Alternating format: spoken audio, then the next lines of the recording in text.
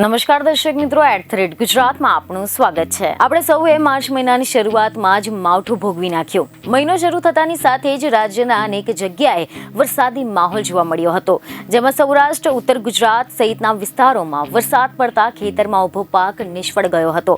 તો આ સિવાય અનેક શહેરોમાં કરા સાથે પણ વરસાદ ખાબક્યો હતો। જો કે કોઈક જગ્યાએ તો લગ્નના મંડપ પણ હવામાં ઉડી ગયા હતા।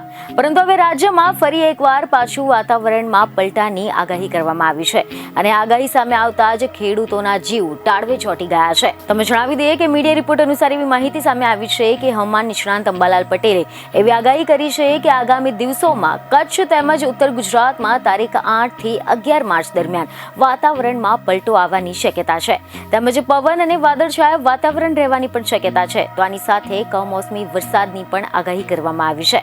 આ સાથે જ 18 થી 20 માર્ચ દરમિયાન પણ વરસાદની આગાહી હવામાન નિષ્ણાંત દ્વારા વ્યક્ત કરવામાં આવી છે। તો આ સિવાય એવા અહેવાલો છે કે હવામાન વૈજ્ઞાનિક અભિમન્યુ ચૌહાણે પણ આગામી સમયના વાતાવરણને લઈને માહિતી આપી છે, જેમાં તમે જણાવ્યું છે કે આગામી 2 દિવસ હજુ પણ વાતાવરણ સૂકું રહેશે, તેમજ માર્ચ મહિનામાં ગરમીથી શેકાવા માટે તૈયાર થઈ જાઓ।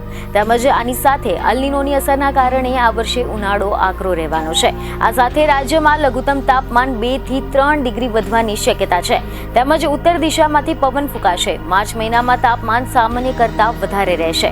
બીજને ખબરો સાથે ફરી મળીશું। ધન્યવાદ।